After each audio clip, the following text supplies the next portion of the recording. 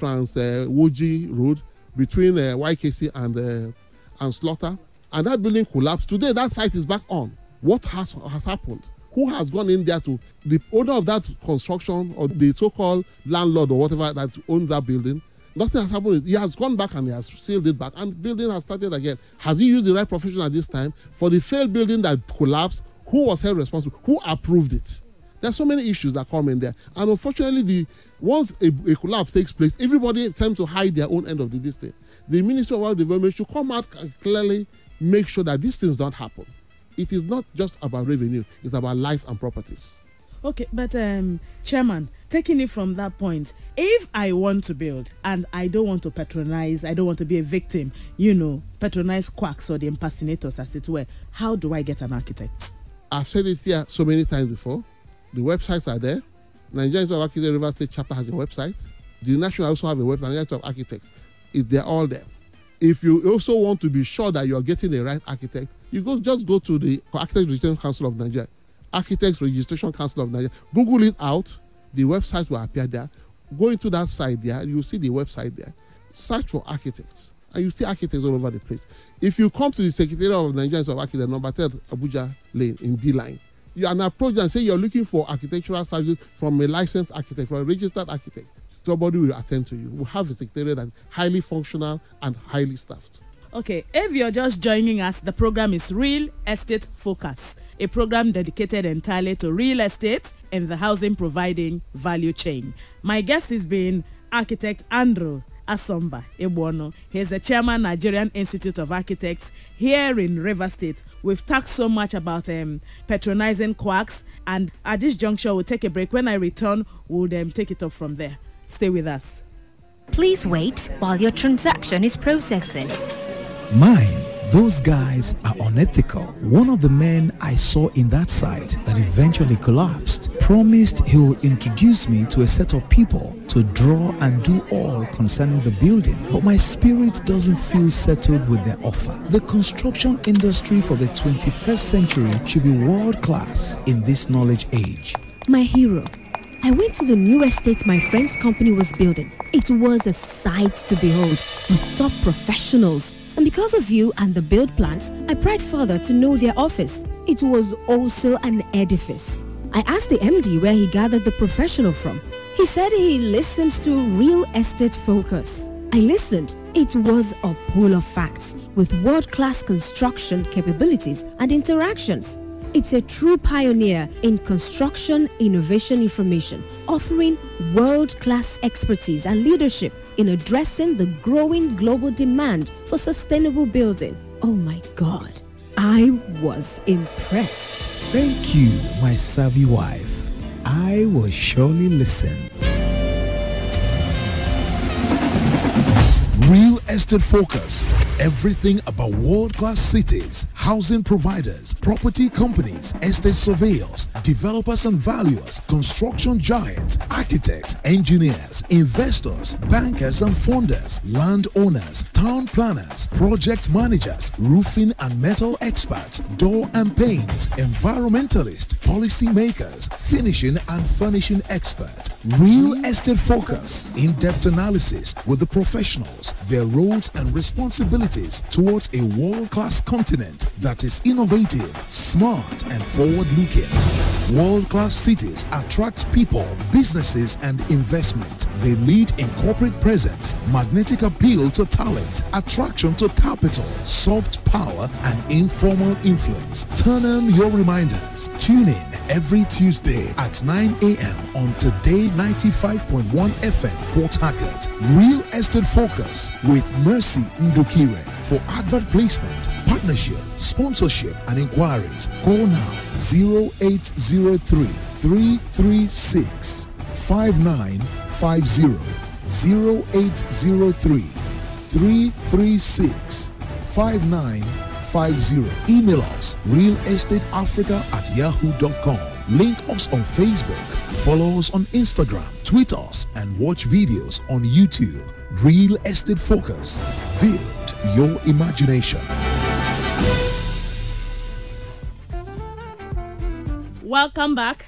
If you're just joining us, the program is Real Estate Focus. a program dedicated entirely to real estate and the housing providing value chain. My name is Mercy Ndukire. With me in the studio is architect Andrew Asomba Ebono. He's the chairman, Nigerian Institute of Architects here in Rivers State. Welcome back, sir. Thank you. Before we went on the break, we dwelt and talked so much about using professionals against quackery. But taking it up from there, if I want to build, and of course this financial upheaval of the appropriation of what goes into my design and goes into the building the main hard features, and I want to accomplish that between now and the end of the year. Our kind of people, we like the fire brigade kind of approach. Besides that, there's this unusual cloud that comes on us during the end of the year. Everybody wants to rush and accomplish what you could not accomplish in the previous 8 months. How feasible is that? Can I do that? Is it possible? Well, you can put up a bungalow in 3 months, so it's possible. If it's a bungalow. For a story building, it becomes a little bit more tight in terms of the timelines we are facing right now, because while the skeleton and all that can be in place, but the finishing of a building, where you talk of lifestyle, where you talk of tastes, that's what actually takes more time than even the initial carcass, the initial skeleton, initial block work and roofing and all that. But if it's a bungalow whereby you're not going up and you don't have to cast suspended floors and wait for curing of 3 weeks and all that comes, you can be done as fast as even 3 months. We've done buildings in 3 months and they came out properly finished. So that's possible. But if you are planning to spend your Christmas in a new building, then you better start now, because the time is actually really, really tight. Would there be any disparity or, deviation from quality if I rush a building as against when I use sufficient time to do that? It's always better to use sufficient time to do anything. Rushing is not always good. However, when you have present and you have timelines that you need to meet up with, and it's not really your fault that the timelines are there, then you can push a building as fast as you can push it. A lot of things can be done even all through. We have 24 hours in a day, and most times construction sites spend only about 8 hours on projects, which means we only use up basically 1/3 of a day on building sites most of the time. But if you can extend it to maybe even 12 hours, you find out that you're taking half of the day for the construction. And of course, you're going to have to achieve a lot more. If all the funds are there and you're able to mobilize in enough hands, your building project can still be done properly in a shorter time. But of course, having said that, I'm not saying now that if the things that need curing, if you're doing a suspended floor and all that, you need certain time to cure, maybe 21 days and all that, for concrete to properly cure. You must still respect those times. But the other things you can be doing, if you're doing skeletal construction, whereby you're still moving the pillars up and all that, without necessarily loading those suspended slabs, you can still move on and move as fast as possible. But I always tell people, the rush syndrome, we should try as much as possible to avoid it. So it's always better for you to give yourselves at least 6 months to achieve whatever kind of project you want to achieve. I have in mind building a 3-bedroom bungalow between now and December. Can I achieve that? You can achieve that. The most important thing is use the right professionals. Ensure that for a bungalow, while the structural element is not critical, because you don't really need structural drawings for a bungalow. But of course, where we are in the Niger Delta, so you must also ensure that the foundation is properly done and properly consolidated to take your bungalow, so that you don't start having funny cracks and all kinds of stuff. But it can be done in 3 months, yes. So, but looking at the peculiarity of our terrain, tropical region, high level of rainfall, and this year, as reported by NEMET and the Meteorological Association, we have higher rainfall, actually rising above, would I say, sea level, So, but will that in any way affect people building in this region? Definitely. Anytime there's a rain, it has an impact on construction on site, especially when it is clear that the rains are very, very heavy. There are certain things you cannot do when it's raining. You cannot paint when it's raining. You cannot render, wall rendering, or what we call plastering. You can't plaster effectively when the rain is showering down if you have not put a roof cover over a building. External walls will even be affected, whether you have a roof cover over the building or not. So there are certain things you can't do effectively when it's raining. But there are also some other things you can do whether it's raining or it's not raining. That's the way it is. And the most important thing I keep saying is, if you are starting a project at this time of the year, and now the meteorological authorities have said that the water level has grown up by certain meters and all that. It's beautiful because you know whether you're building in a waterbed area or a low-lying area of the town or not. It's always good to make sure that you don't have your houses or construction in what I call the swamp and the swamp plains you have all over Port Harcourt. Areas that once the water goes up there, you're just lying on a plain of water. So you move your buildings to higher grounds and you can walk. Talking about the period now and the issue confronting us, which is flood.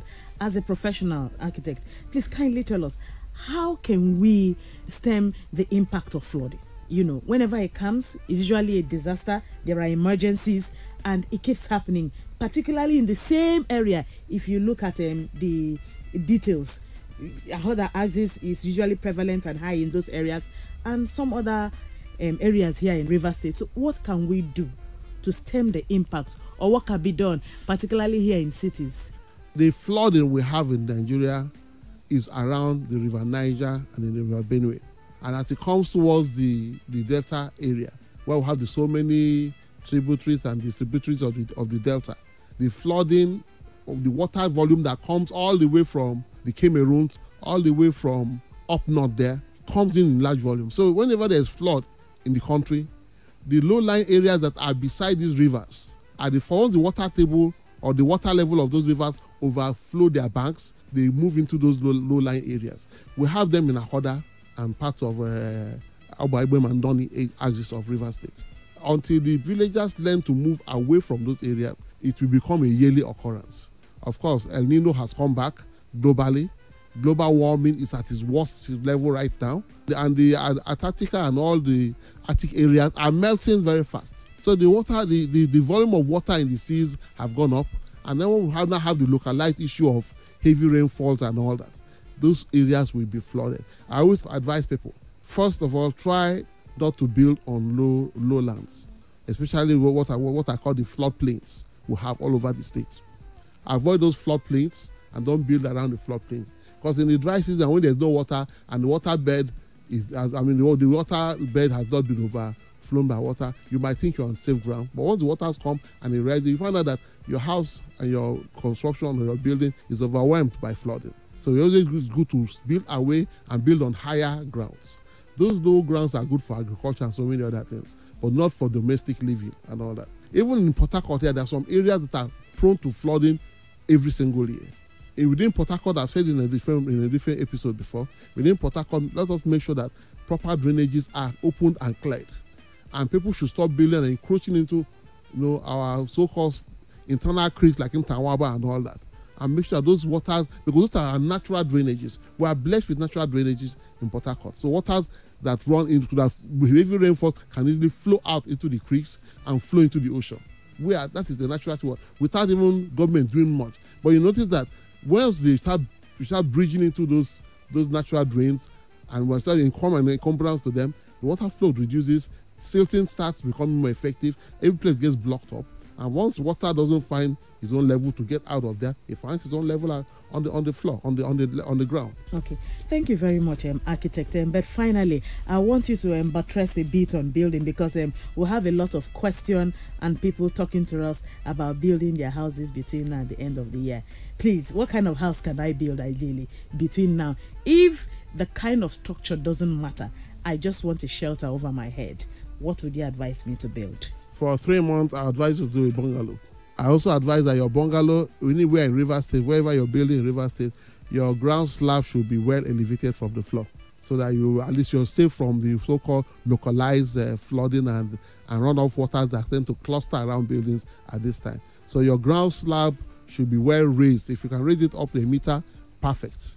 Well, a bungalow will do it. Thank you very much, architect, for coming on the program. Thank you for having me. All right, if you're just joining us, it's been Real Estate Focus, a program dedicated to real estate and the housing providing value chain. My guest has been architect Andrew Asomba Ebonu. He's the chairman, Nigerian Institute of Architects here in Rivers State.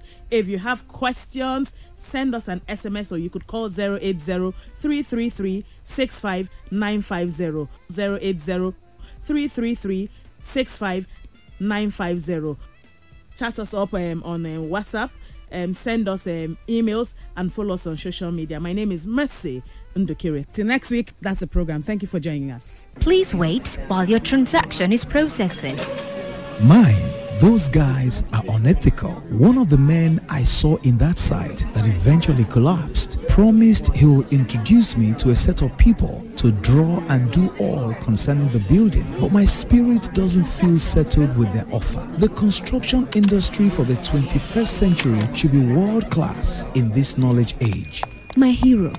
I went to the new estate my friend's company was building. It was a sight to behold with top professionals. And because of you and the build plans, I pried further to know their office. It was also an edifice. I asked the MD where he gathered the professional from. He said he listened to Real Estate Focus. I listened. It was a pool of facts with world-class construction capabilities and interactions. It's a true pioneer in construction innovation information, offering world-class expertise and leadership in addressing the growing global demand for sustainable building. Oh my God, I was impressed. Thank you, my savvy wife. I will surely listen. Real Estate Focus. Everything about world-class cities, housing providers, property companies, estate surveyors, developers and valuers, construction giants, architects, engineers, investors, bankers and funders, landowners, town planners, project managers, roofing and metal experts, door and paints, environmentalists, policy makers, finishing and furnishing experts. Real Estate Focus. In-depth analysis with the professionals, their roles and responsibilities towards a world-class continent that is innovative, smart and forward-looking.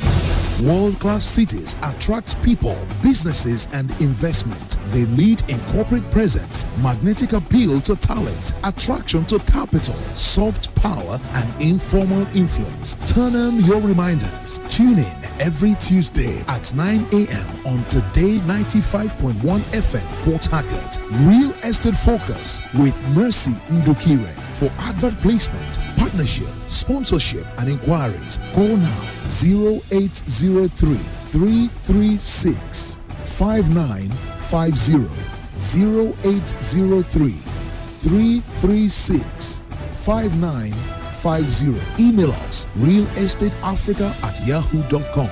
Link us on Facebook. Follow us on Instagram. Tweet us and watch videos on YouTube. Real Estate Focus. Build your imagination.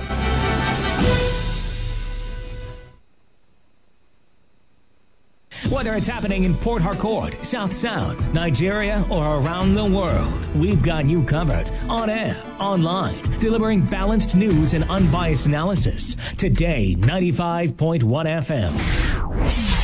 Today, 95.1 FM, Port Harcourt. News update.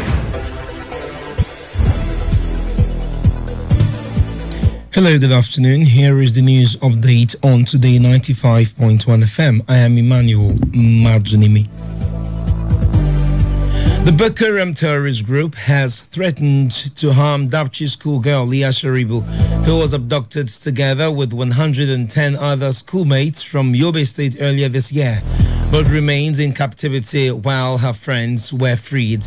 However, President Muhammadu Buhari has assured that his administration would seize every given opportunity to bring home all citizens held against their will by the terrorists.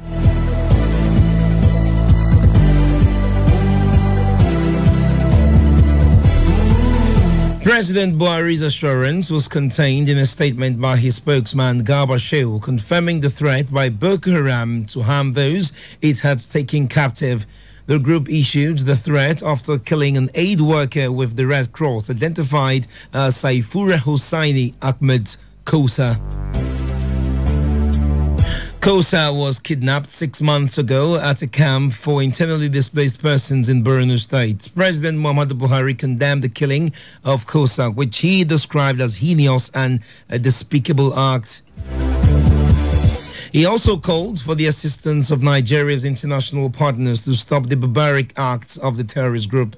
The president maintained that no religion permits the killing of an innocent. Moving on now, President Muhammadu Buhari has announced plans by the federal government for the transformation of the Calabar-Itu-Ikodepene Road, which connects Cross River and Akwa Ibom states to a dual carriageway. President Buhari made the announcement when eminent personalities from Akwa Ibom State paid him a courtesy visit at the presidential villa in Abuja. The group of Akwa Ibom elders was led by former minority leader of the Nigerian Senate, Godswill Akpabio, who recently dumped the PDP for the APC.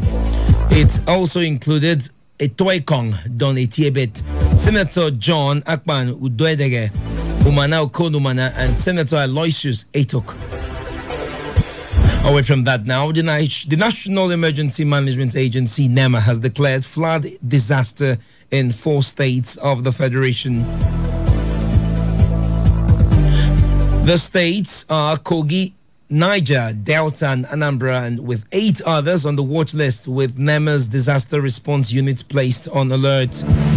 NEMA's Director General Mustafa Maihaja made the declaration based on presidential mandates conferred on him in a recent memo from the Chief of Staff to President Muhammadu Buhari. Maihaja also set up 5 emergency operation centers to facilitate search and rescue operations as well as humanitarian support in the 12 states. He said the emergency response centers would be responsible for planning, organizing, directing, and supervising deployment of resources in conjunction with local authorities. You will recall that the Nigeria Hydrological Services Agency had last week warned about imminent flooding like the 2012 disaster, which affected several states with over 300 deaths. The agency cited steady rise in water levels and weather forecasts in the coming that put Nigeria at risk of a catastrophic flooding.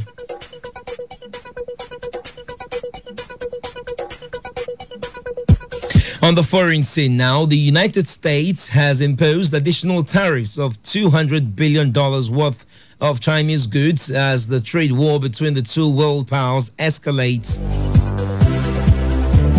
The new measures apply to almost 6,000 items, including handbags, rice, and textiles, which marks the biggest round of U.S. tariffs so far. The taxes will take effect from the 24th of September, starting at 10% and increasing to 25% from the start of next year, unless the two countries agree a deal.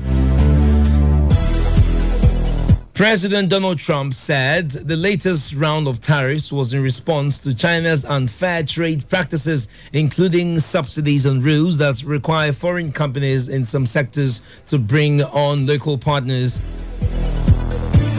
He also warned that if China retaliated, then the U.S. would immediately pursue Phase 3, which would mean imposing further tariffs with taxes on another $267 billion worth of Chinese products. The Chinese Commerce Ministry has said it had no choice but to retaliate, but did not specify what actions it will take in the statement confirming its reaction. Russia and Turkey have agreed to create a demilitarized buffer zone in Syria's Idlib province to separate government forces from rebel fighters based there. The move followed warnings by the United Nations about an impending humanitarian catastrophe if the Syrian army launched an all-out assault to retake Idlib. But after Monday's meeting between President Putin and President Recep Tayyip Erdogan in Sochi, the Russian Defense Minister Sergei Shoigu announced that a deal had been reached. Putin and Erdogan agreed that the area would be between 15 to 25 kilometers wide and come into force by 15th October. It is expected that troops from Russia, which is an ally of the Syrian government, and Turkey, which is in support of the rebels, will patrol the buffer zone. Now talking sports, world's governing body FIFA has sent 2 senior officials to observe the election of the Nigerian Football Federation NFF, scheduled for Thursday this weekend. The officials are Luca Piazza, who works in the office of FIFA president, and Solomon Mudege, who is FIFA's senior manager for development programs in Africa. NFF's director of communication, Ademola Olajide, Olajire confirmed in a statement that the Confederation of African Football has also mandated a member of its executive committee, Sita Sangare, to observe the election in Katsina. Olajire said CAF Secretary General Fami confirmed the appointments of the Army Colonel and President of the Burkina Faso Football Federation in a letter addressed to NFF General Secretary Mohamed Sanusi. The NFF Electoral Committee, headed by Mohamed Sani Katu, has already cleared incumbent President Amaju Pinnick to seek re-election. Also cleared to bid for the top football job in Nigeria are former NFF scribe Taiwo Ogunjobi, former NFF President Aminu Maigari, and Chinedu Okoye.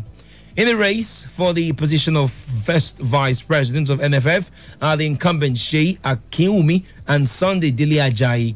Patrick Ifeanyoba of FC Ifeanyoba is going up against Ibrahim Musa Gazal for the position of chairman of club chairman. And that's the news. I am Emmanuel Madunime, thanking you for your time.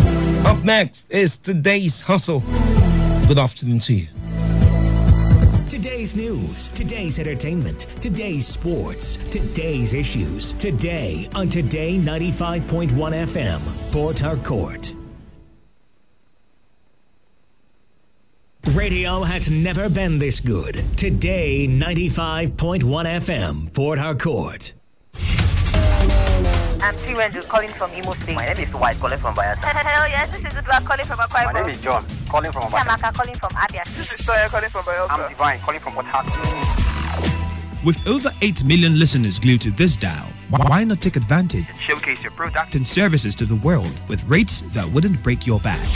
Visit us at number 1 Today FM Drive off East West Road, Rumekini, Port Harcourt, or our city office, 21 Orobon Crescent, GRA Phase 2, Port Harcourt. Give us a call today on 0803 35 57 986 or 0810 128 2937. We are your number 1 talk radio station. Today 95.1 FM, Voice of the People.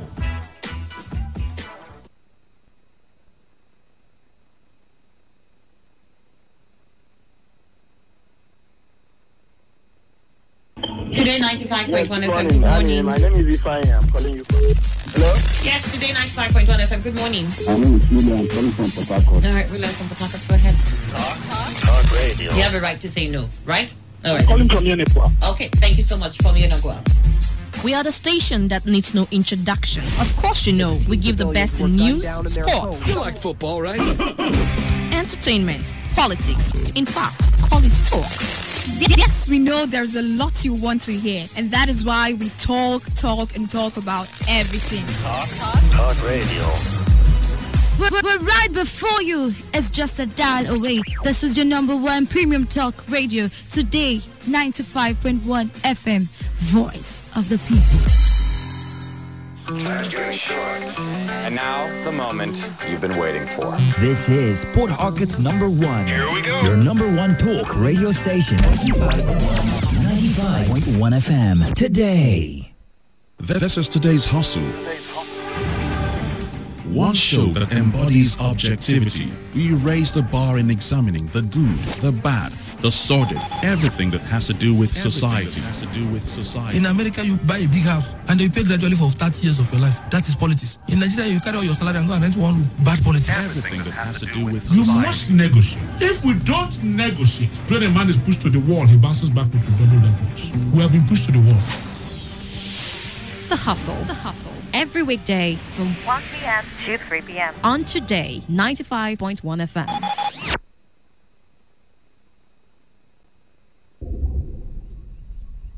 It's that time on radio. Let's take you into the life and times of men and women who inspire, role models who have shaped the world.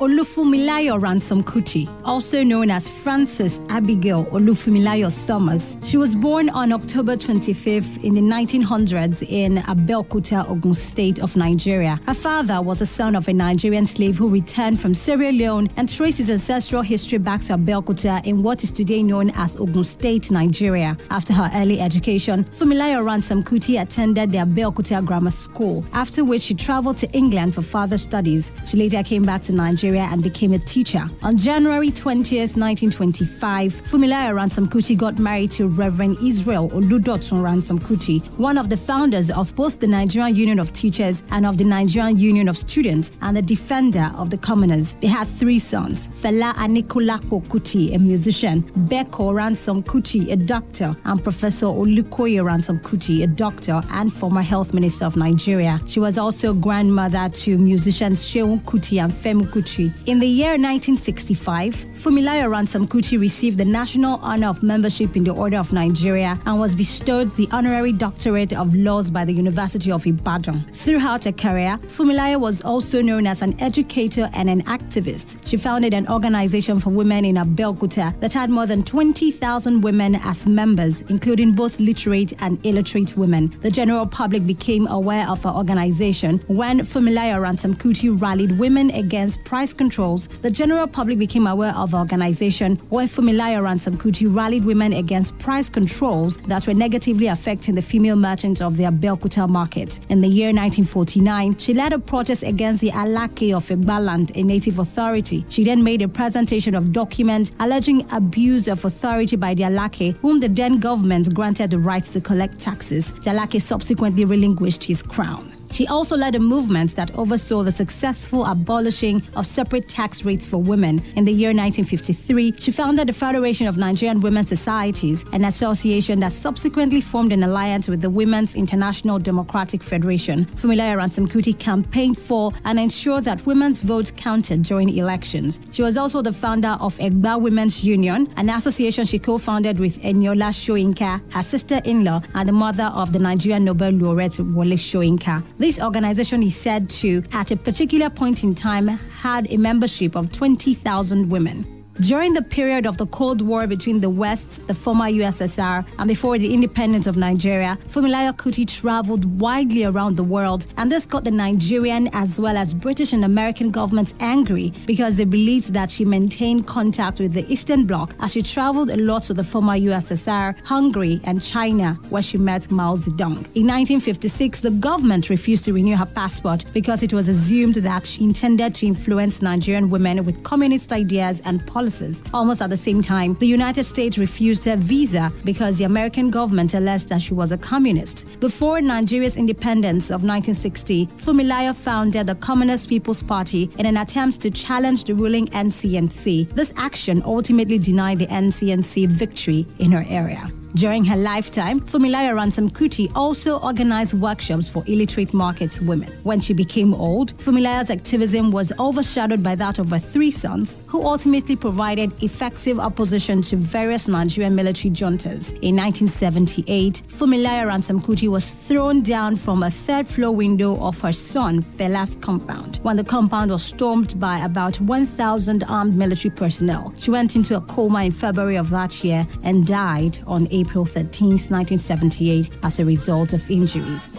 Olufumilayo Ransom Kuti served with distinction as one of the most prominent leaders of her generation, and she was also noted as the first woman in Nigeria to drive a car. Personality profile. Now you know.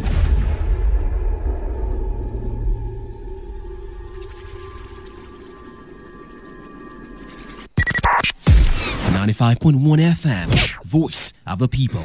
And we're back. This is today's hustle. One show that embodies objectivity. We raise the bar in examining the good, the bad, the sordid, everything that has to do with society.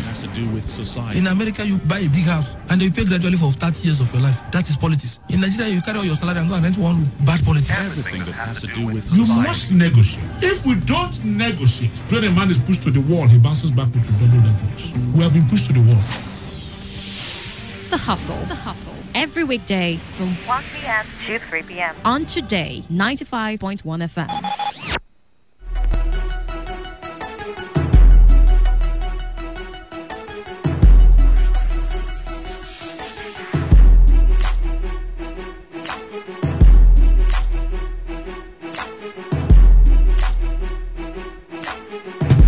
All right. So I was just thinking, is it possible in Nigeria, anywhere in Nigeria that is, to go to the bank in the morning after you've planned your day that, look, I have things to do at 9, and the banks in Nigeria open at 8, so I would try as much as I can to get to the bank at 8:15 or thereabout, and I have plans of leaving the bank before 8:30.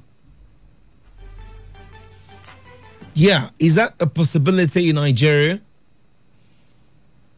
Yeah, because I went to the bank today to carry out some transactions, and I was expecting it, but I had hoped that, they would have proved me wrong, but they didn't. It was normal. You had to go to the bank, you stand on a very long queue, you see few people attending to the queue, and the others, I don't know, they might be busy, but you just see them, hanging around, and you have 3 people attending to a queue of over 10 to 12, 20 people. And at the end of the day, they will charge you unjustly, and the CBN will tell them, look, refund all of those charges, reverse those charges you did that were improper. At the end of the day, they wouldn't do that, and they would have the temerity to keep you standing for over an hour in Nigeria. My question is, what did we do? Anyway, 80 minutes gone past the hour of 1. Yeah, I know, it's quite unusual for me to start this way. But yeah, I had to talk because it felt sad that I could see lots of people who had things to do, but they became frustrated because they had to go to the bank and make some transactions. Now, you were willing to, make those transactions out of the bank using your card, but there's always a limit. And for you to increase the limit of your transactions, mobile, online, you have to go to the bank and fill a form. Except in, at few banks. Anyway, 18th day of September 2018. Hello, welcome to today's hustle. My name is Emmanuel Majunimi.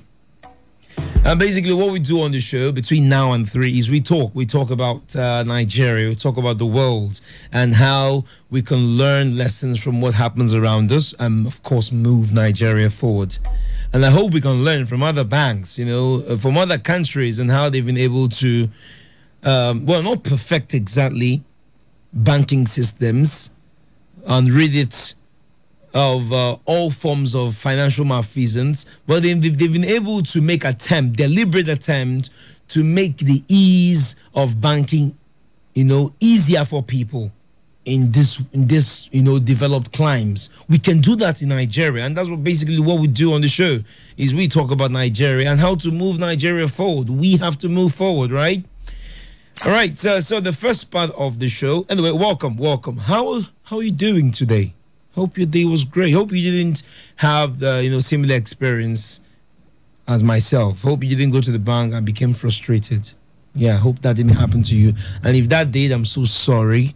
But well, you're in Nigeria. You have to prepare your mind for this. It's the Nigerian factor, and I was just believing that the Nigerian factor, maybe once in our lives can be something positive. The American dream is a positive dream. Why can't the Nigerian factor be a positive or have a positive connotation? Must it be everything that goes wrong is described as a Nigerian factor? Anyway, between now and 3, we'll be talking. From now to 2, we'll be looking at the newspaper headlines. And from 2, after the news update, we'll be going into the hustle for the day.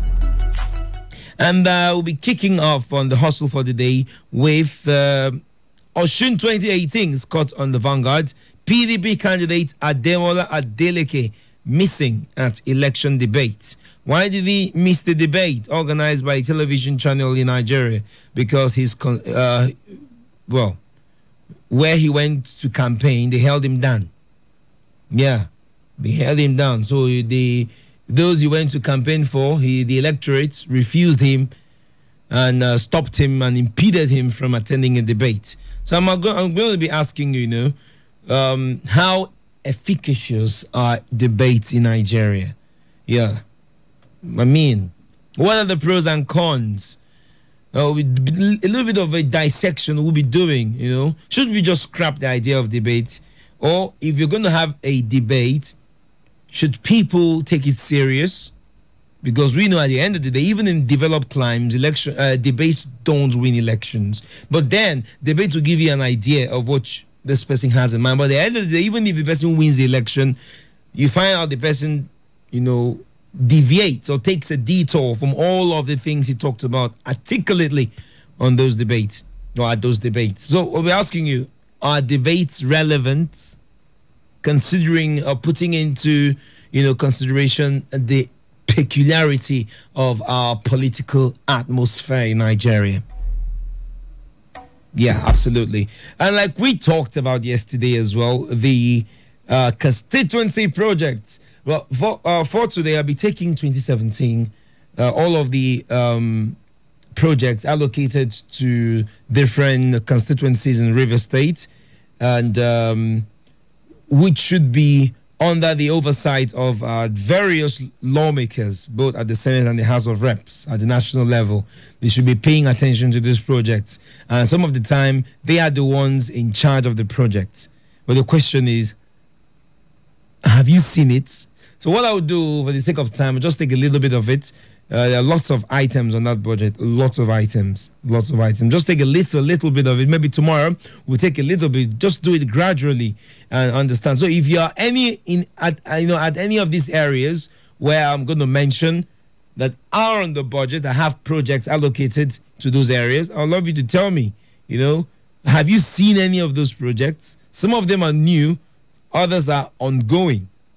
Yeah, so have you seen any of them? I would love to know. So for today, I'll just take 10 out of this one here. Just take 10. Lots of them, like I said, 61 of them. And totaling 2 billion 94 million naira. That's what we have, allocations to River State in terms of constituency projects. So just take 10, like I said. The first is vocational training and empowerment of 300 women and youths in skills. Well, the local government, the constituency was not specified, so I'll leave that out. This one is, okay, this is not for us. This is so sorry. I was taking some other state. Pardon me for that. Okay, here we are. Okay. Provision of agricultural equipment for extension support in Obiapo. You have completion of model primary school in a Buloma community, River State. You have a role to play as a citizen. So why not, if you're around these areas, don't wait for the journalists to do it for you. Go to those areas, look at it. If you see something on ground, let us know. Be a part of the job this time. As a people, don't be docile. Entrepreneurship training and empowerment in Port Harcourt 2 Federal Constituency. Skill acquisition training in household products production at Opobonkoro. Entrepreneurship program and empowerment program at Okrika, Kana and Gokana, Port Harcourt 1 Federal Constituency. Training and empowerment for peace and conflict resolution in Emoha. Yeah. Construction of 50 tricycles in Abonima, Ahoda, and Omoko in River State.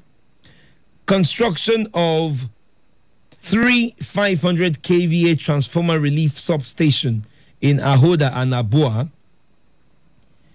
Drugs to Abua General Hospital medical mission for Abua Ujwal local government area.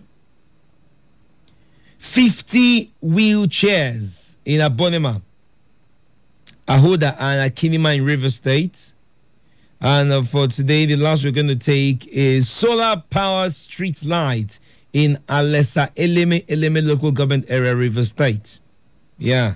And these are projects allocated and should be under, like I said, the oversight of our various senators and House of Reps members. So if you've not, and most of them, I always say, because I did a number of research, and most of them have been paid for. So they should be either ongoing or completed. This is 2017. In the 2017 budget. Yeah. Like I said, lots of items. And I have a strong feeling that most of them have not even kicked off. The monies, well. Anyway, so let's get to the newspaper headlines and see what we have on the news. Don't forget the numbers to call to be a part of the conversation. The first part is the newspaper headlines, and we also take your thoughts on the different headlines making the line. And of course, on this particular issue, the items I've mentioned in this local governments and the communities, if you are around those areas and you've seen something, please say something. 0810-951-0951, 0817 00000951. But that's after we've gone through. That's after, for those calling now, so sorry, just have to, take a little chill pill. Let's go through the papers and see what we have for the day and the newest developments. All right. Kano Assembly confirms Gawuna as deputy governor. Experts call for probe of tax defaulters, strict enforcement of tax laws. Don urges a federal government to pay new minimum wage in October. So yeah, do you see the feasibility of having a new minimum wage even before this year runs out?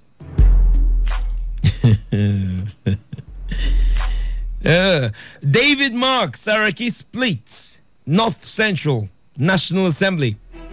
Interesting. I shall continue to be fair and equitable in federal appointments. That's coming from the President Muhammadu Buhari. I shall continue to be fair, equitable in federal appointments.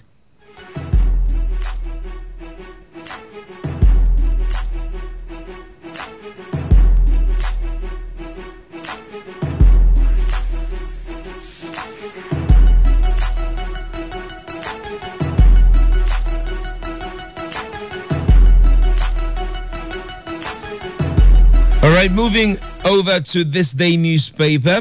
You must account for sold states' assets, Rivers government tells Amechi.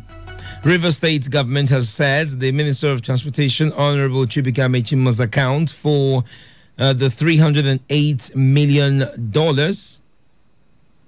being proceeds of the sale of Rivers State gas turbine power stations to Sahara Energy belonging to Mr. Tony Cole towards the end of his administration.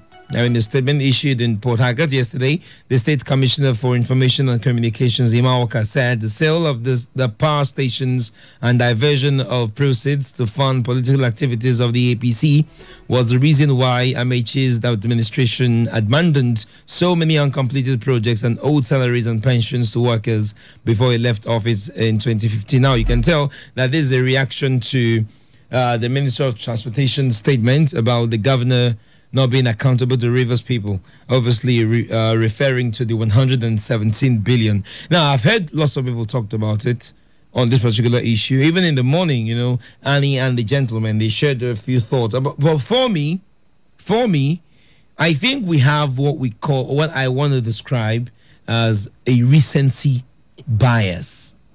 I think it's a problem of, it's not exactly amnesia because we can remember things. Just that when things are most recent, we tend to distort the facts of issues that have happened before or preceding or leading to that very moment. Now, if you've been in Rivers State or if you've been in Nigeria and you're going to be sincere to yourself following all of the trends from 2015 about the sale of this asset, why are we even having the conversation in the first place? Yeah, if you've been following, you would realize that there's no need talking about it because the issue is still at the Supreme Court. Yeah. The issue is still at the Supreme Court. And what it means is that we shouldn't be debating till the Supreme Court gives a verdict. And we can tell if the Omeriji-led panel of inquiry is valid, because that's the issue in court. Now, all of the holabalo about sale is about 4 and some other assets, but majorly the 4 gas turbines in Omoko, I think, Transamadi, Ilimi. Can't remember the 4th one now. Is it Afam? I'm not sure. I'll check. I was sold to Sahara Energy. The former governor did not say it wasn't sold. He alluded to the fact that it was actually sold under his administration alongside some other states' assets, the Olympia Hotel and some others. It happened. But the issue is, if you can remember, when he stepped down and the current governor of Rivers State took the reins of power, a committee was put up by the incumbent governor at the time, led by Justice George Omeriji. In that panel, the issue of the assets being sold was brought up. It was. And people were coming in to answer questions because most people were summoned. The former governor was summoned. He did not respond to the panel. Now, the issue is $308 million was said to have been gotten from, by the state from the sale. But if you can recall, the former accountant general of River State came out to say that, look, what he saw was 274 million. So the issue is, look, there's a deficit of over $20 million. Where is the money? And when the panel did all it did, it indicted the former governor and current transportation minister.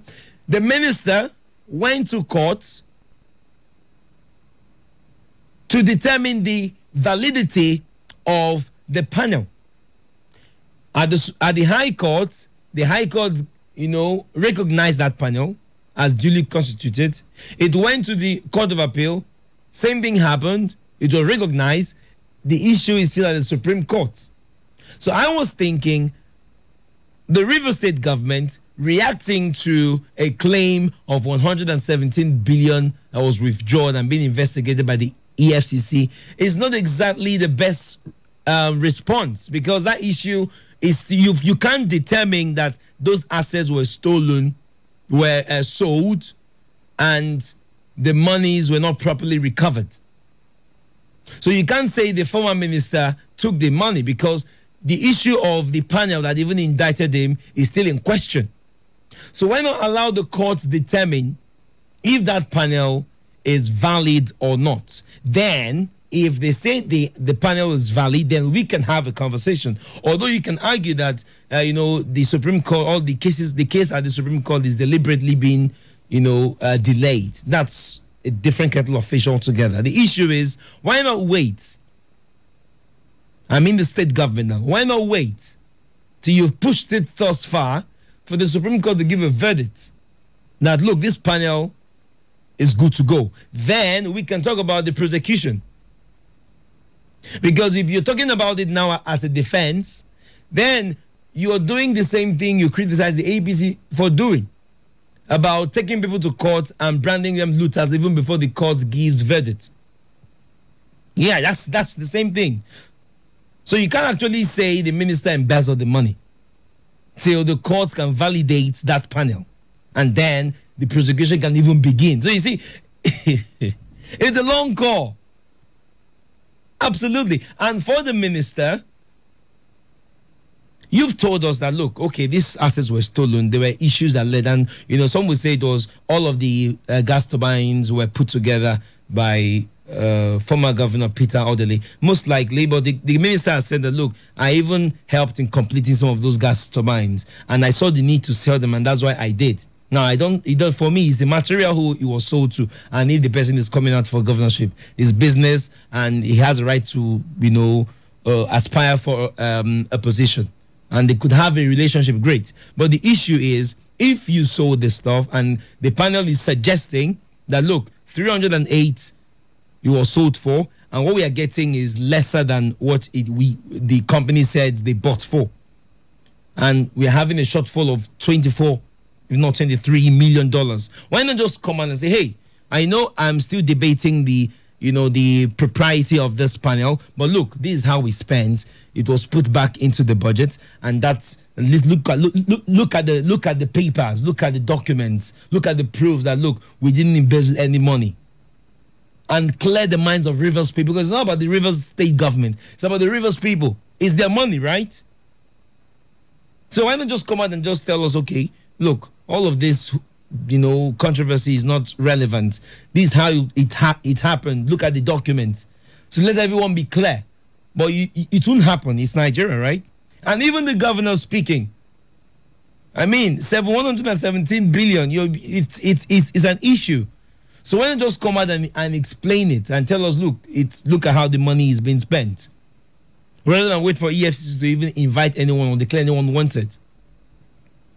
Can we even play politics in Nigeria and Rivers State in a way that benefits the ordinary Rivers man or Rivers woman or Rivers child? It's that simple. Anyway, yeah, well, we'll be taking your thoughts on that issue shortly. So, yeah, on this day newspaper, we're still on this day newspaper, you must account for sold state assets. Rivers government tells the media. And for me, some have said that, look, if you think the former governor, embezzled, why not prosecute him? Why not prosecute him? Well, the issue is in court. You can't even prosecute him. And if the state government were to prosecute, do they have the apparatus? Shouldn't EFCC at this point come into, carry out an investigation? Actually, if the sold assets the money for the sold assets were embezzled or not? But with the EFCC coming, so I think for me, it's not even about PDP or APC. It's about the Rivers people. That's who I care about. The Rivers man.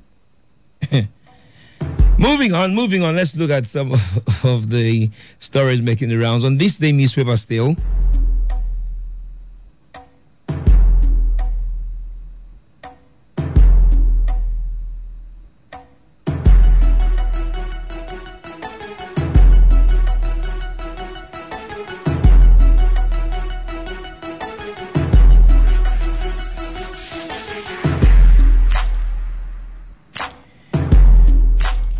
APC reschedules presidential primary to hold September 26.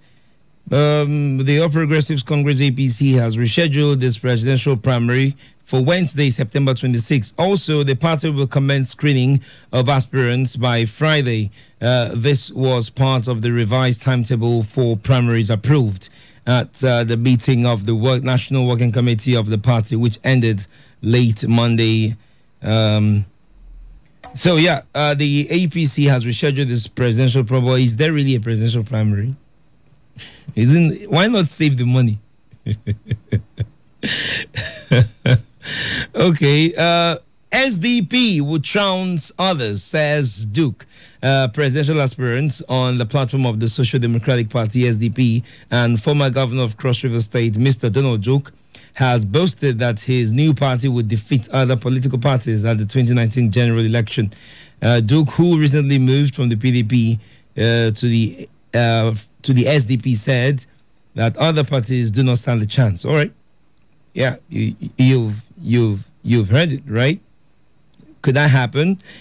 SDP will trounce others, says Duke. Moving on still. Passport applicants decry extortion by immigration officials at Ikoyi office. Passport applicants decry extortion by immigration officials at Ikoyi office.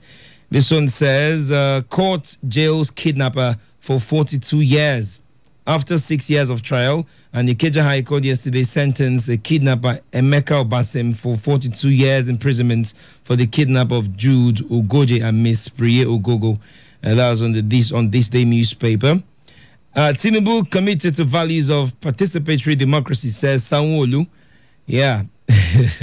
One of the Lagos State's gubernatorial aspirants, Babajide Sanwo-Olu, who is running on the platform of the APC, has stated that the national leader of the APC, Senator Bola Tinubu, is highly committed to entrenching the values of participatory democracy, especially in the 2019 general elections. We'll be watching out to see how that one plays out in Lagos State. Still on this day newspaper, Nigeria doesn't need sectional leader, says Saraki. The Senate President, Dr. Bukola Saraki, yesterday declared that the country needed a visionary leader that would give every citizen a sense of belonging, addressing the leaders of the People's Democratic Party Ogun State as part of his presidential consultative tour. Absolutely.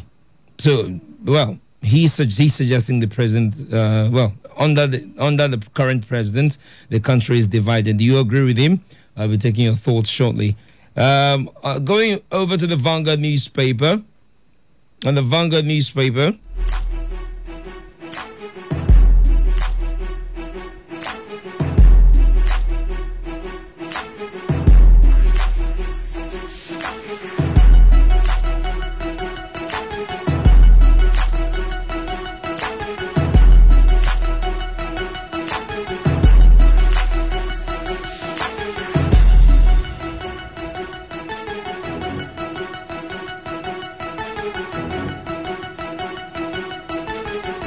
I think we've taken news headlines from the Vanguard, so let's move over to the Nation newspaper. The Nation newspaper.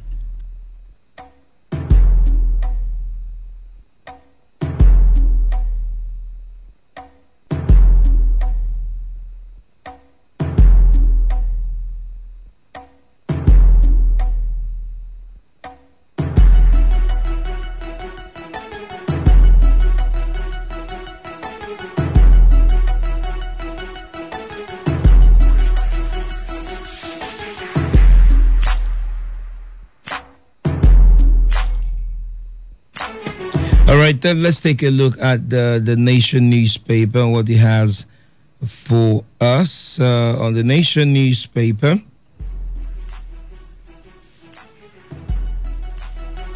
Oshun 2018, Ganduje Alafin clamor for continuity.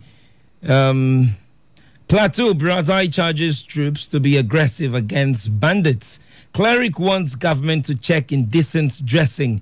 Pastor Amos Ulubenga of Christ Kingdom Church Ilorin has called on government at all levels to enact a law to check indecent dressing in the country.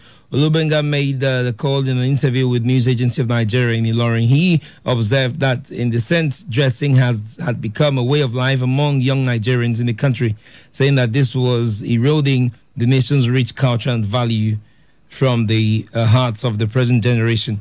And my question is, what exactly is indecent dressing? Yeah, what would you classify as indecent dressing? And if you're going to talk about the cultures, the type of clothes we wear now, are those in line with our cultures? I know some cultures, especially in River State, that allows ladies to go without shirts, going around bare. Yeah, in some ceremonies. So exactly. Where would you place it? Indecent? No, think about it. In Nigeria, there are some cultures that allows the lady to go, unclad for some ceremonies. So the way we even dress these days, is it with our casual wears? No, not festival wears, but our casual wears, the trousers, are those our cultures? I know, right? Well, you've heard it. Cleric wants government to check indecent dressing. NAFDAC vows to stake off, and I guess he's reacting to this because of the amount of rape in the society. So dress properly so you don't get raped. So it's now a condition. If you don't dress properly and you get raped, it's your fault in Nigeria. Army Colonel leads international observers to Nigeria for NFF elections. I hope that plays out good, considering all we've had over the past few months regarding the NFF. I hope, it doesn't go awry. Security scare at Ekiti Governorship Tribunal. Security scare at Ekiti Governorship Tribunal. Panel to communicate new venue in 48 hours. Now, lawyers allege threat to lives.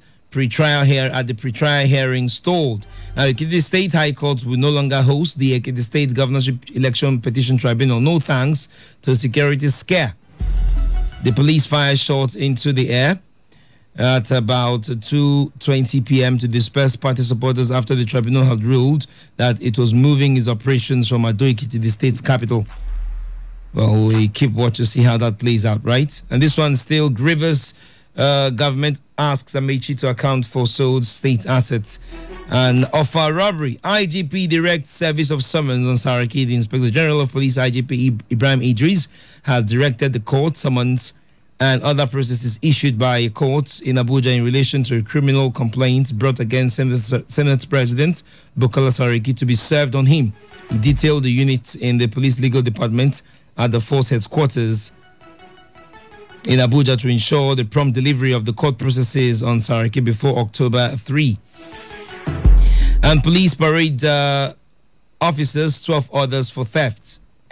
Now, the Nigerian Railway Police Command has paraded 14 suspects, including 2 policemen. So, in Enugu State, you know the narratives about police reform and how not thorough it is, how haphazard it was done, how it was just a statement on paper, because by now we should be seeing persecution, some persecution to a level. We should be seeing some officers being, sent out of the police force.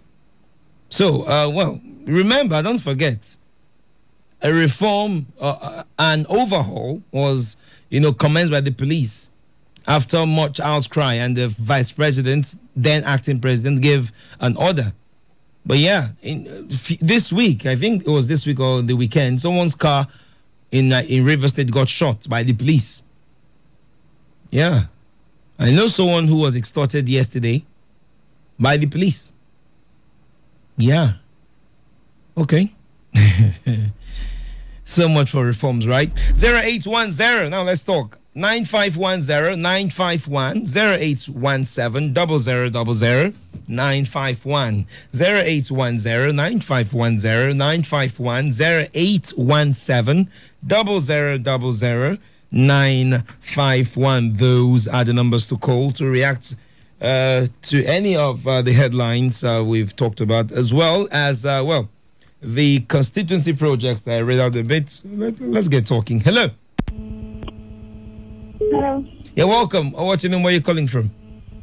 Good afternoon. This is Anthony. I'm calling from Oyo. Talk to me. Is it Emma? Yeah, it's Emmanuel. What story are you reacting to? Okay. I want to emphasize on just 2 topics. Go on. 2 headlines. Go on. The first one is about our former governor. Now, him selling the company or what? The gas turbines, yeah. Him selling it. Is there no record made for it? What was the money used for? That's just wake up on money and decide to sell the place. No, he was the governor at the time, and perhaps he had put lots of things into consideration, considering perhaps the financial state of the state.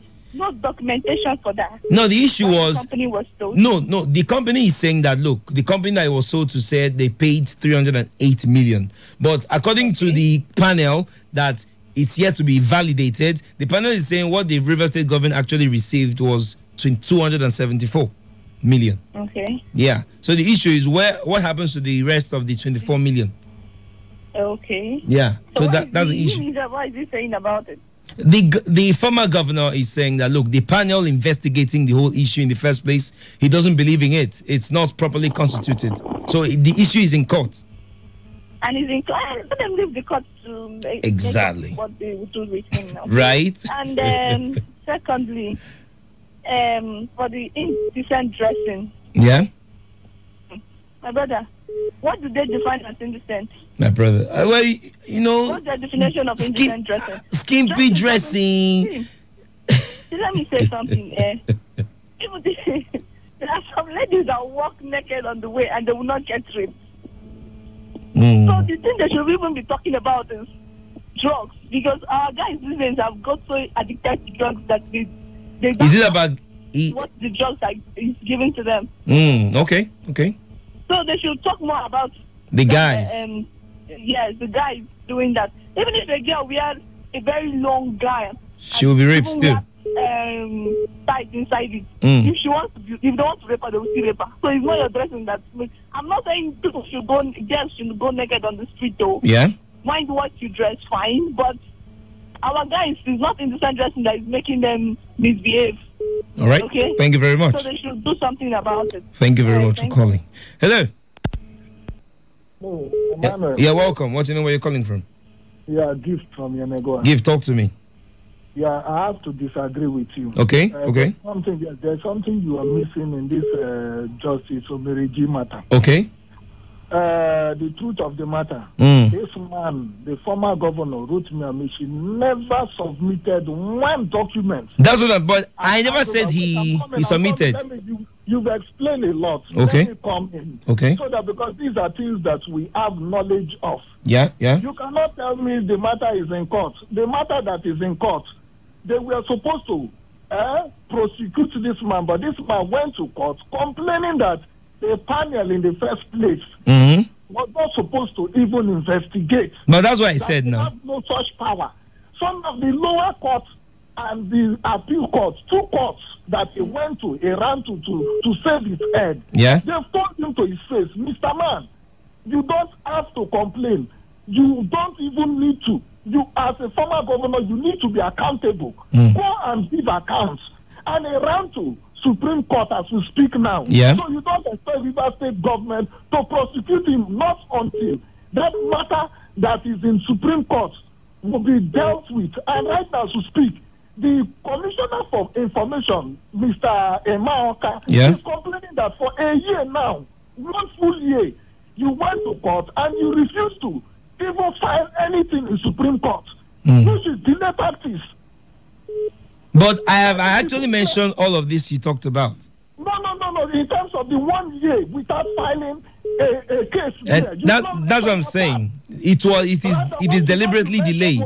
Now what you mentioned was 117 billion. What is the meaning of that? Let me tell us. No, I'm talking about for the River State government, the one EFCC is accusing them of. EFCC don't have any right to the House of Assembly. All right. They don't have it. All right. Need to tell them to their face. Thank you very much. What is holding them to take care of the matter of Amechi? All right. Why not go to Amechi? Stop this nonsense. All right. Thank you very much. Thank you very much, Gift. Hello. Hello. Yeah, welcome. What's the name? Where are you calling from? Yeah, this is Pastor Isaiah George. Talk to me. Talk to me. Now, let me tell you, that panel has no integrity. You can see that the panel was not constituted on the basis of... Said who? Man, I'm telling you... No, answer my question, Pastor Isaiah. We have to be strict about about some of these things. Said who?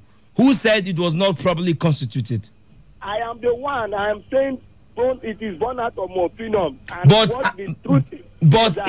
hold on. If the courts of our land, two of them have said there is nothing wrong with this panel, where are you getting the fact that it's not properly constituted? Shouldn't you wait till the Supreme Court says otherwise? Do you know what Mr. Livingston Wuche? Yes. Go on. Who was after the panel brought their findings, and he was compelling the government to use this thing. Let's prosecute this man. Up to date, the government was unable. Is the River State government the agency to prosecute? Yeah, the government. Yes, because this is a government. You said this man. Which agency of the River State government is to prosecute? The government inside. I'm asking you, which of the agencies should be prosecuting the issue? Yeah. If there is a sign, no, hold on. If there's a sign or there's any sort of evidence, no matter how little it is, of financial malfeasance, which agency should be coming in to clear the air? My brother, Amechi is still in the court waiting for them to come and meet them. So how do you say then the panel is not properly constituted when you know the issue is still in court? I said the panel lacks what it takes because you understand. Your opinion, all right? Since ever then, they were unable. All right, thank you very much. They came out with a fact finding. Now, let me also tell you that property, 2006 to 7, it was Rivers State government that sold the gave her that property. We are not doubting that. Pastor, I need to go on. Hello. Okay, I lost you there. Please do call back. Like I said, the issue, whether the properties were sold or not is not in doubt.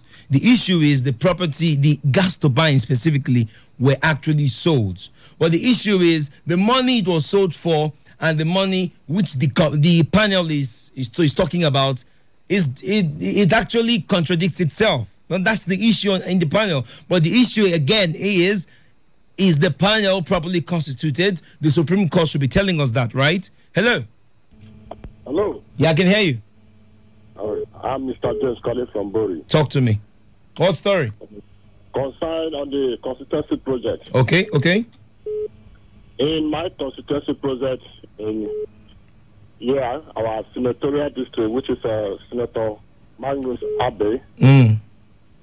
Mr. James always complain. He has done nothing in our court. No, I actually read out some things. So have you gone around? I'm going to talk about some of them. You have to listen. So, because when I talk about some of them from that district, then because I know there are some things that have not been done, and I'm going to read out some of those projects allocated to your constituency projects. But the issue is pinpoint one and tell me this is the one you've seen and it has not been done. I say no one has been done.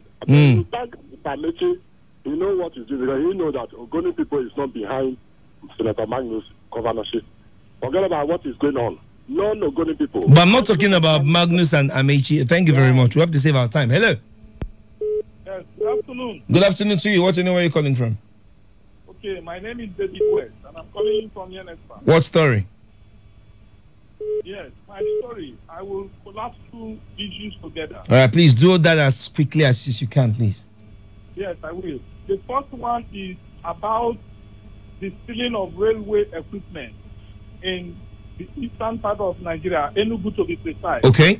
As one of your news lines. Yeah. Yes, I want to say that the government should not hesitate in prosecuting the police officers who are involved in that incident. The government should, as a matter of fact, prosecute the police officers and all of them engaged or involved in that sabotage. Okay. We are talking of infrastructural development to the extent of connecting all parts of Nigeria via rail network. And the federal government is making effort towards that. Then some people in Enugu are now sabotaging the effort. I hope the people of Enugu and the people of the East are looking at this or are hearing this. So please caution their people to stay away or to desist from this act. And is capable of derailing projects of the federal government.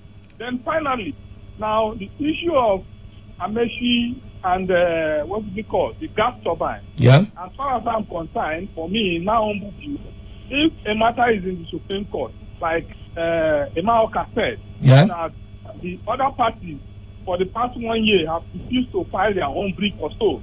Well, there are procedures for that. It's not an eternity something. Then what the Supreme Court should do is, where these other parties have failed to file their briefs or whatever, or their response, is to structure the matter and let this thing proceed. But for me, in a nutshell, when I look at what happened at what is his name, the first panel or whatever that was set up to investigate this man, Livingstone Wuche's panel, you saw what happened. At the end of the day, Livingstone... He turned around. Everything they used was fake. It was fake, yeah. So when I look at issues like that, I begin to wonder. Well, for me, I still want to say that it's a matter of adjudication. That is my opinion. All right. God bless you. Thank you very much for calling. And that's where we draw the line for the newspaper review segment. Up next is the news, after which, we'll We'll be talking about debates in Nigeria. Are they relevant? Don't go away.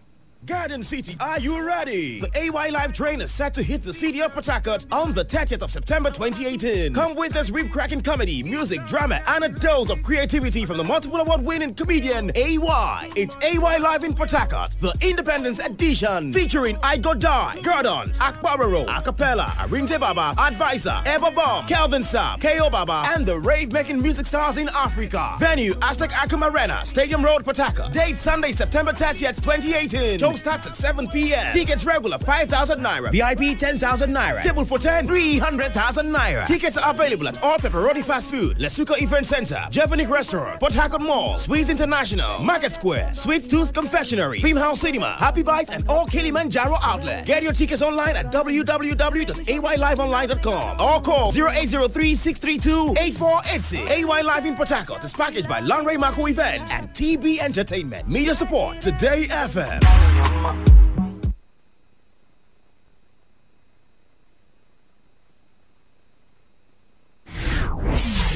Today, 95.1 FM, Port Harcourt. News update. Hello, good afternoon. Here is the news update on Today 95.1 FM. I am Emmanuel Madunimi. The Police Service Commission is sending more than 40 of its personnel to Osun State for the governorship election on Saturday. The Police Service Commission officials would monitor the conduct of close to 20,000 policemen and women during the election. The team is to be led by Romy Mum, who is a commissioner and member of the board of the Police Service Commission. A statement released by the head of press and public relations of the commission, Ike Chukwani, indicates that the first batch of the monitors will leave Abuja tomorrow.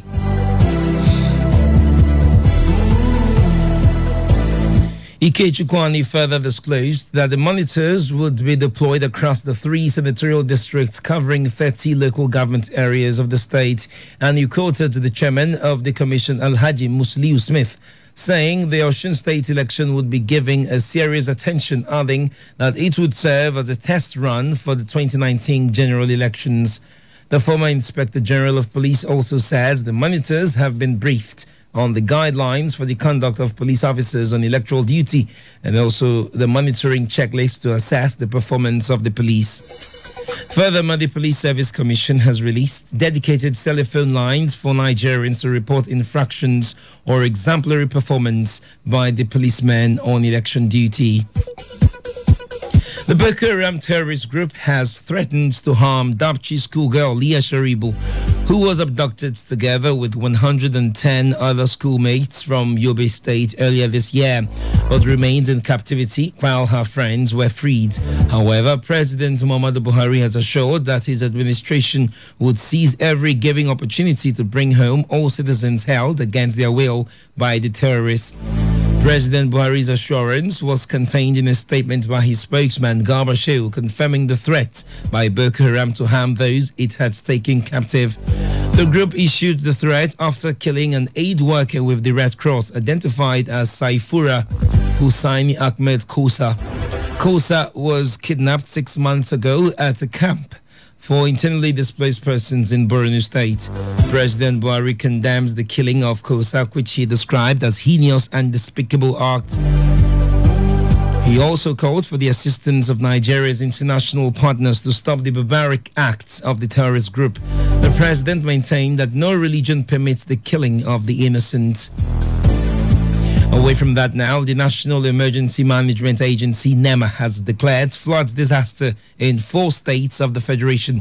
The states are Kogi, Niger, Delta, and Anambra, with 8 others on the watch list, with NEMA's Disaster Response Unit placed on alert. NEMA's Director General, Mustafa Maihaja, made the declaration based on presidential mandate conferred on him in a recent memo from the Chief of Staff to the President, Muhammadu Buhari. Maihaja has also set up 5 emergency operation centers to facilitate search and rescue operations as well as humanitarian support in the 12 states. He says the emergency response centers would be responsible for planning, organizing, directing, and supervising deployment of resources in conjunction with local authorities. You will recall that the Nigeria Hydrological Services Agency had last week warned about imminent flooding like the 2012 disaster, which affected several states with over 300 deaths. The agency cited steady rise in water levels and weather forecasts in the coming days that put Nigeria at risk of a catastrophic flooding. On the foreign scene now, the highest court in South Africa has legalized the growing and smoking of cannabis, also known as Indian hemp or marijuana. In a ruling delivered by Deputy Chief Justice Raymond Zondo, Constitutional Court held that the law banning marijuana use by adults was unconstitutional. The unanimous judgment also allowed private use of cannabis, including smoking by adults at home and growing enough for personal consumption. The ruling is coming about a year after the Western Cape High Court decriminalized the use of marijuana at home. However, the ruling was challenged by several government ministries, including police, justice, health, and trade, based on the argument that cannabis was more harmful to users than tobacco and alcohol. Now talking sports, the World Football Governing Body FIFA has sent 2 senior officials to observe the election of the Nigerian Football Federation NFF, scheduled for Thursday this weekend. The officials are Luca Piazza, who worked. I'm Tiwendu calling from Imo State. My name is White calling from Bayelsa. Hello, yes, this is Udwa calling from Akwa Ibom. My name is John calling from Bayelsa. Chamaka calling from Abia. This is Toya calling from Bayelsa. I'm Divine calling from Port Harcourt. With over 8 million listeners glued to this dial, why not take advantage and showcase your product and services to the world with rates that wouldn't break your back? Visit us at number 1 Today FM Drive off East West Road, Rumekini, Port Harcourt, or our city office, 21 Orobom Crescent, GRA Phase 2, Port Harcourt. Give us a call today on 0803 35 57 986 or 0810 128 2937. We are your number 1 talk radio station. Today, 95.1 FM, voice of the people.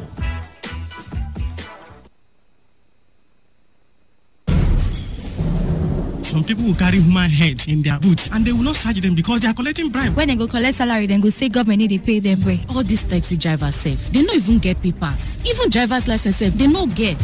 Hey, you back there. Hold on there. Their cars are in bad shape, very, very bad shape. They have no ethics of driving. That is why they will continue to bribe so that they can have their way. I will shoot you down. I will shoot you. Headlight, you no get. Side mirror, you no get. Motorway to carry animal. Now you take put for road to carry human being. You don't even wind the motor when rain they fall. You no get conscience at all. Take, you be number 15. You be number 5. More than no forget on number. Let's allow them do their job. Do not obstruct justice by giving or taking bribe. Avail yourself a check. Even you, Oga driver, stop reckless driving and always update your papers. This information is brought to you by Today 95.1 FM, voice of the people. Officer, give me change. Now 1,000 I give you. Okay, ready? Are we rolling? All right, we're rolling. Live from the Garden City of Port Harcourt, Nigeria, this is Today 95.1 FM Port Harcourt, voice of the people. And now, the moment you've been waiting for. This is Port Harcourt's number 1. Here we go. Your number 1 talk radio station, 95.1 FM. Today. This is today's hustle. One show that embodies objectivity. We raise the bar in examining the good, the bad, the sordid, everything that has to do with society. In America, you buy a big house and you pay gradually for 30 years of your life. That is politics. In Nigeria, you carry all your salary and go and rent one room. Bad politics. Everything that has to do with you society. must negotiate. If we don't negotiate, when a man is pushed to the wall, he bounces back with redoubled efforts. We have been pushed to the wall. The Hustle. Every weekday from 1 p.m. to 3 p.m. on Today 95.1 FM.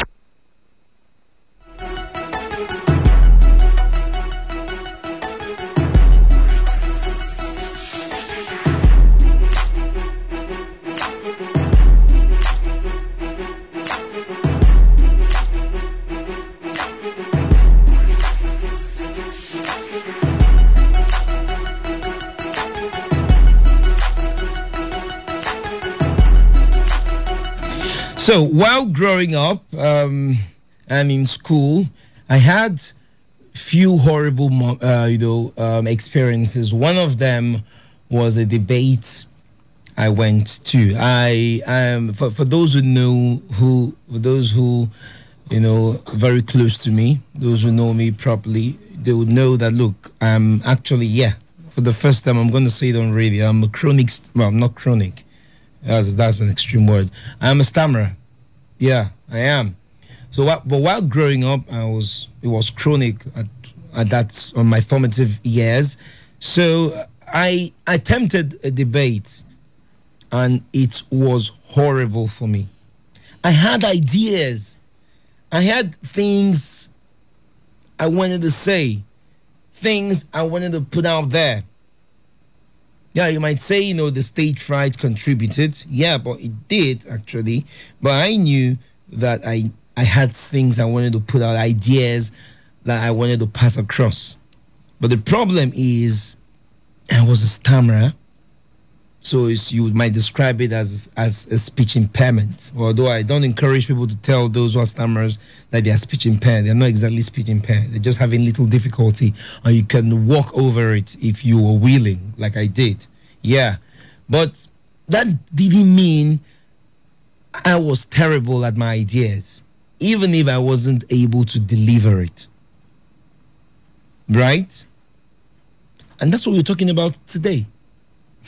Yeah, how to debate and how to make a good argument. But the issue is, in Nigeria, and not just in Nigeria, in the world, when politicians are vying for opposition, jostling for opposition, they usually break lance at different fronts. One of them engage in a battle of wits, have a discussion. Most of the time, you have a debate on key issues that you are willing to address. How to address the economy, how to address security, how to fight corruption, how to, provide power, how to improve business, lots of things, how to ensure that Nigeria becomes a great country. So you have 2 people, 3, sometimes 5, 6, standing on a platform debating. You're being asked questions, you respond to the questions. If your opponent is not doing a great job, you capitalize on what he's saying, to improve your own points. And the better your points, the better your chances of winning. But the issue is, in the US, in 2015, the last elections, between Donald Trump and Hillary, great debates they held. In some cases, Donald Trump took the day, but in most cases, it was Hillary Clinton. She was grounded when it comes to governance in the U.S., but she lost the election. Although some would say the Russian meddling thing played a factor. But she lost the election. In Nigeria, our president, 2015 election, the debate was held. He didn't attend. No, he didn't. He missed the debate. He won the election. He won. Over the weekend, we had Osun State. Now, Osun State is in focus. Yeah, Osun State. The elections are coming up this Saturday. So everyone is gearing up for that elections, even the police. But yeah, the election held. Will be holding, on Saturday. And of course, will be won and lost normally. But the thing is, the debate held on Sunday. On Sunday. And it was great. You saw a lot of people talking about how they're going to address issues. The APC candidate for the election, he said something about salaries. He said that, look, the state government isn't owing salaries. They are modulating salaries. How do you modulate salaries? Why not just pay salaries? Yeah, lots of things. It was interesting. I enjoyed it. But hey, the PDP candidate didn't show up. the dancing senator, Senator Ademola Adeleke, he didn't show up. He was missing at the debate. So the candidate of the People's Democratic Party, PDP, Ademola Adeleke, for next weekend's governorship election has failed to attend the debate organized by Channel Television for contenders. As at the time of the report, only candidates of ADC, Alhaji Fatai Akinade, APC, Adeboyega Oyetola, ADP, Mushuda Deoti, and Iyola Omishore of the SDP. Yeah. And when he was asked, why did you miss out on the debate? He said the electorate didn't give me an opportunity to attend. I was with the electorates. Those who would vote were having a discussion, and they refused me from attending the debate. I was impeded, basically. Yeah, I was. But the issue is, a debate is a time where individuals vying for positions will come together on a platform and present their ideas to the people. So you tell us that, look, the economy, this is how you would go about it if you are elected. Something is being done that is not right. This is how you tend to, not to tell us you will correct it. No. In Nigeria, we often make the mistake. They'll tell you, this is wrong, I'll correct it. No, you tell us how you go. That's why it's a debate. So we assess your strategies, your policies, your ideologies about governance. And it's a great stuff because that's the opportunity you have to sell yourself. But the issue is, whilst we can say that attending a debate winning a debate doesn't guarantee you winning an election, but it affords you the opportunity to present your ideas, how relevant is a debate really? Because what if some of the candidates are like myself? I had the ideas, but I don't have, like I said, at the time, I lacked the gift of the gab. I couldn't speak fluently, so I couldn't pass across the ideas. And you know how they talked about Mr. President, not very talkative. Yeah, but he has the ideas. So a debate requires you to speak fluently. One person I know who is very good with speaking is the vice president. He's brilliant at it. I hear stories about him winning thousands of debates at the time while he was growing up. Yeah. But the issue is, even if you're going to pass across these ideas, how many of Nigerians are even privy to a television or a radio at the time? And even if they are, how many of them will assess or can relate to some of the things being addressed at the debate? And how would they even trust you when we've had different situations of candidates coming out making promises? Need I say more in Rivers State? The governor of Rivers State said lots of things and is not keeping up with some of the things he said. So some would tell you it's a waste of money and effort and the available resources. Let's just go ahead with the elections. Go to your campaigns and say what you want to do. Don't come to a debate, because at the end of the day, when you make this, if you're at all, you're able to pass across the ideas, you're not going to keep them. But what about those who have the ideas, but they're not very good in speaking? Barack Obama, the debate is his success story. He used the opportunity to pass across his ideas. Although you would say he's great at speaking, but would you say someone who is great at speaking is good at governance? And what if he's not great at speaking and he's good at governance? Or what he say he's great at speaking, but he has no governing value? And I ask again, are debates relevant in Nigeria, considering the peculiarity of Nigeria? So yeah, that's why I'll be speaking to someone. He is a journalist and a public affairs analyst, and he'll be telling us about debate? Why it is necessary or not necessary? Should we encourage it? If at all we should. Do we even have a law? I doubt we have. No, we don't. No, we don't have laws in place that compels people to attend debate. So I have Olalekon Ige, a journalist and a public affairs analyst. Olalekon, welcome to the show. Yeah, good afternoon. Debate. Let's start with Osun State. The PDP candidate Adeleke missing out on that debate. Is that a big deal? Do you see that to be any form of? Do you see that having an effect negatively on his, gubernatorial aspiration? Yes. In the sense that it depends on the level of enlightenment of the generality of the people. So in a way, you could say it could have some telling effect, on his fortunes during the election. But then it's not always the standard of the measurement, for a candidate that will perform well. So it depends on the level of enlightenment of the people of Osun State.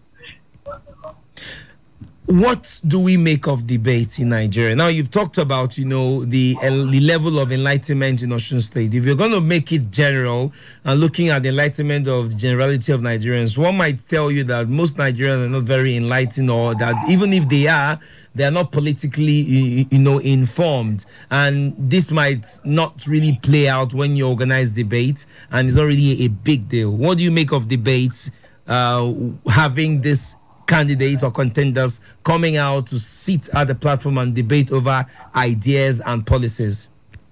Well, debates are generally good because it gives the people an insight into the mind, of the candidates that are aspiring for a particular position.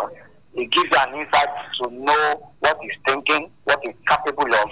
And in most elections, for those that are party members, their minds are usually made up, for who they want to vote for. So debate, more than often not, might just be to convince those that are neutral, those that are yet to make up their mind on which candidate to support. So debates are generally good. But does it have a telling effect as to who wins an election?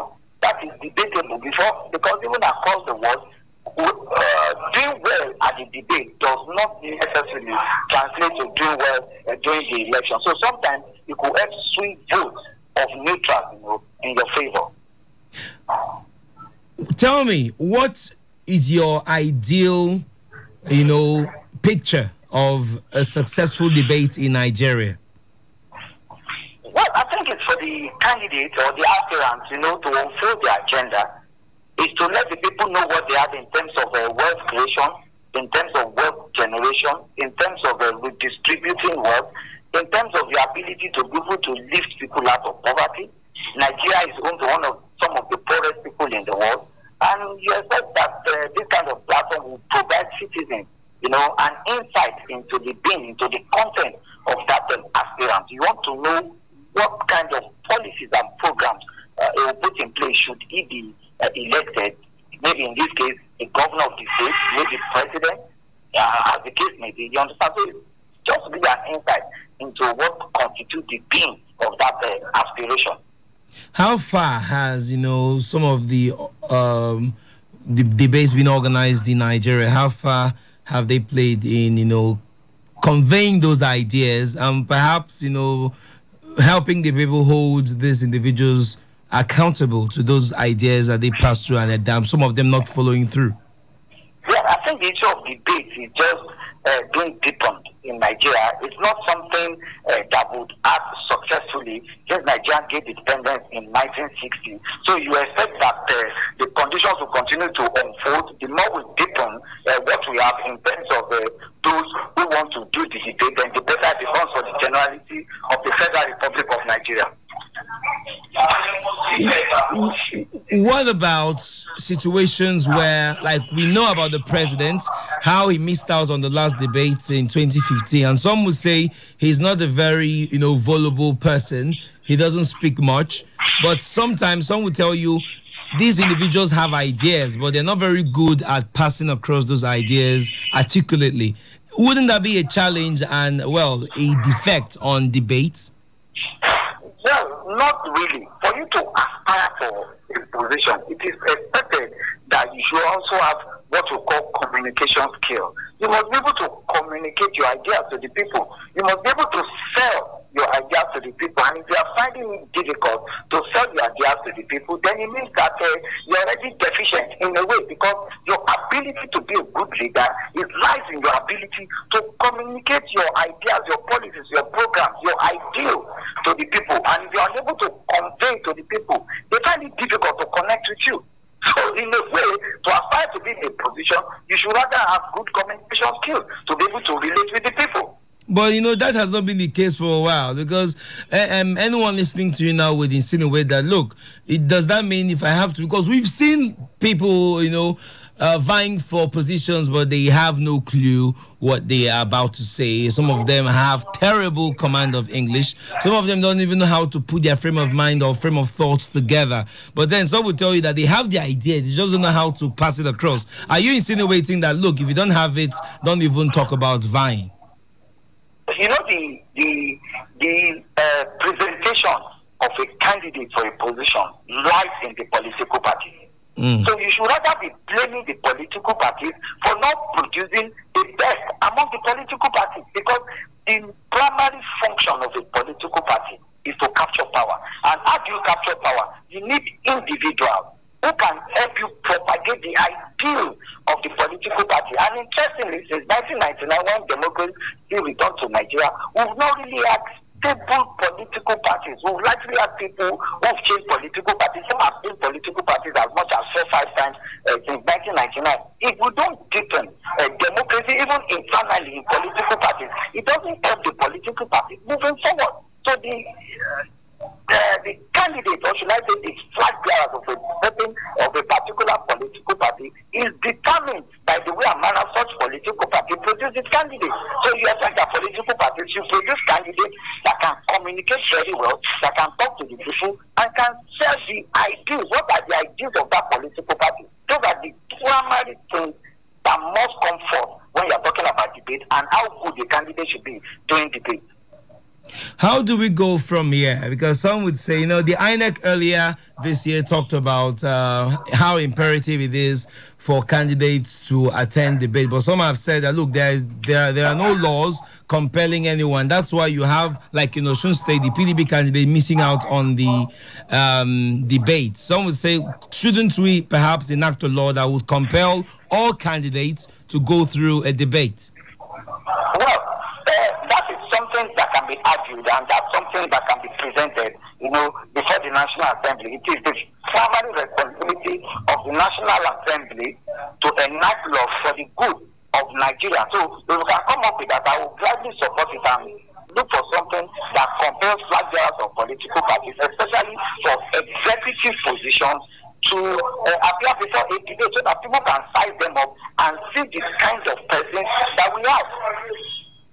Olalekoige, just before I let you go, are you convinced that in Nigeria, factoring in all our peculiarities, debate should be made compulsory in Nigeria? I can't get that. I said, before I let you go, okay. Are you convinced that factoring in all our peculiarities in Nigeria at the moment, especially in our political atmosphere, debate should be something that should be made compulsory or mandatory for candidates to assess them? If we must join the league of nations that are forward thinking, to have debate is part of forward thinking in a democracy, because it gives you the opportunity to look at the candidates.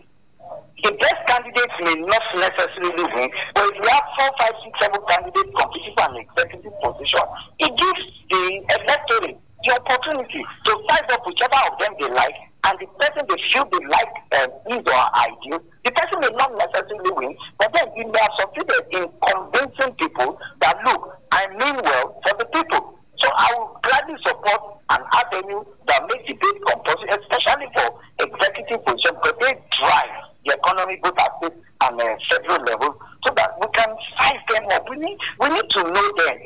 The more we deepen these things, the better Nigeria becomes, because the moment you know that if you are contesting for an executive position, it is incumbent upon you to participate in a debate. It also means that whoever that is going to come to the political parties will have to be well schooled If you get what I mean. You have to be well schooled. You have to appear before debate. You must know the ideology of the party. You must know his mind. You must know his programs. You must know his policies. You must have the ability to answer any question that be thrown at him. That way, we're able to know who is good. And as we deepen that, we also get better candidates coming in succeeding generation.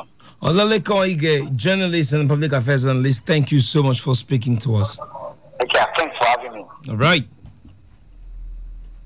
All right, so can we talk now? Yes, we can. Yeah, we can. 0810 9510 951. What do you make of debates in Nigeria? Should it be encouraged or discouraged? You've heard from Olaleko Ige. It's a way of, and it's simple, let's just put standards to these things. If you're going to run for governorship election, if you're going to run for the position or the highest position in the land, presidential, you should have some features, some qualities, and a strong communication skill should be one of them. The ability to pass across your ideas, your ideals, and your thoughts, and address some of the pressing issues the country faces.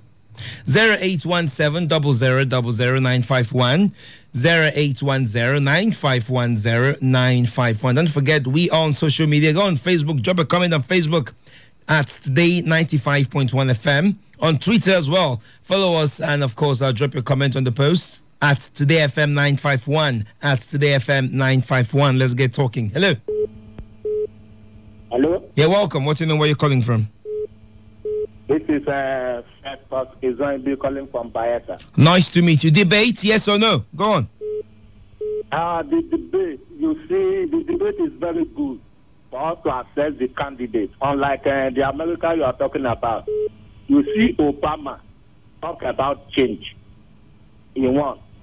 Look at Donald Trump. Donald Trump talk about, he said, immigration. America is no longer in the hands of America. Okay. So, if he is elected, he will give America back to Americans. And that is what Donald Trump is doing now. But look at Nigeria here. They give you promises that they cannot deliver. And at the end of the day, you can't even hold them accountable for it. And if you look at all what has been going on in this our land, up to today, it is